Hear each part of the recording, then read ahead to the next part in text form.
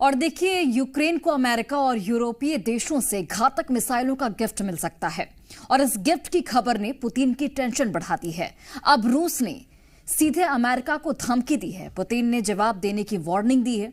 पूरी दुनिया इस समय इस जवाब को लेकर अपनी अटकलें लगा रही है और दावा यही है कि पुतिन का एक्शन अमेरिका को महंगा पड़ सकता है। रिपोर्ट दिखाते हैं आपको।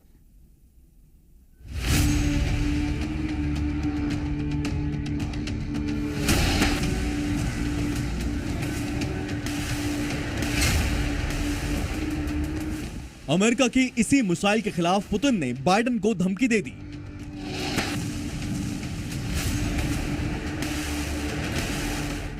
इस मिसाइल का नाम है अटैकैम्स। ये 300 किलोमीटर तक मार कर सकती है।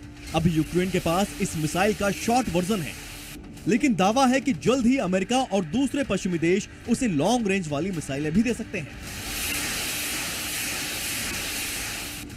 लंबी दूरी का सीधा मतलब होगा कि रूस के लिए यूक्रेन के हमलों से बचना मुश्किल हो जाएगा और यूक्रेनी सेना उन इलाकों तक भी हमला कर पाएगी जो अभी उसकी रेंज से दूर हैं।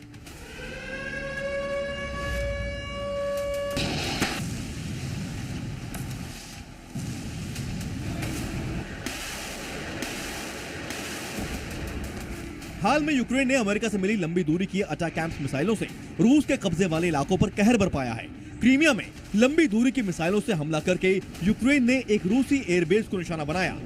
इस हमले में रूस के कई एयरक्राफ्ट नष्ट हो गए, लेकिन आने वाले दिनों में इससे भी बुरी तस्वीरें रूस को दिख सकती हैं। लेकिन बाइडेन सरकार इशारा दे रही है कि शायद इसकी इजाजत दे सके, तो रूस ने इसकी जवाबी कार्रवाई चेतावनी दी है दोबारा कि अगर इस माफी की कार्रवाई की गई नेटो के माध्यम से तो वो नेटो के ऊपर भी हमले कर सकते हैं।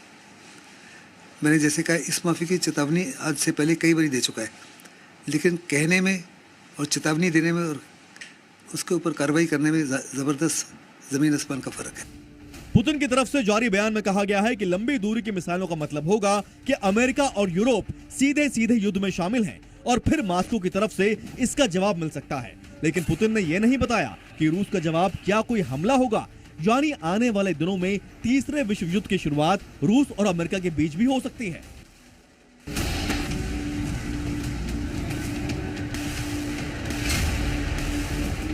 अमेरिका ने शुरू से ही कहा हुआ है कि किसी भी हालत में वो फिजिकली इस जंग में हिस्सा नहीं लेंगे। वो यूक्रेन को पैसा देंगे, यूक्रेन को हथियार देंगे, उसको हर प्रकार का असला देंगे, हर प्रकार के वेपन देंगे अपने आप को डिफेंड करने के लिए। पुतिन की टेंशन की वजह एक और घातक मिसाइल है। इसका नाम है स्टॉर्म शैडो, जो अपने आप में एक उड़ता कंप्यूटर है। यह मिसाइल फायर एंड फॉरगेट यानी दागो और भूल जाओ के सिद्धांत पर काम करती है। दावा यह है कि इस मिसाइल के सामने बम प्रूफ बंकर भी ढेर हो जाता है। समंदर में तैरता कोई युद्धपोत हो या फिर दुश्मन का कमांड सेंटर, यह एक मिसाइल सारे लक्ष्यों का अकेला जवाब है।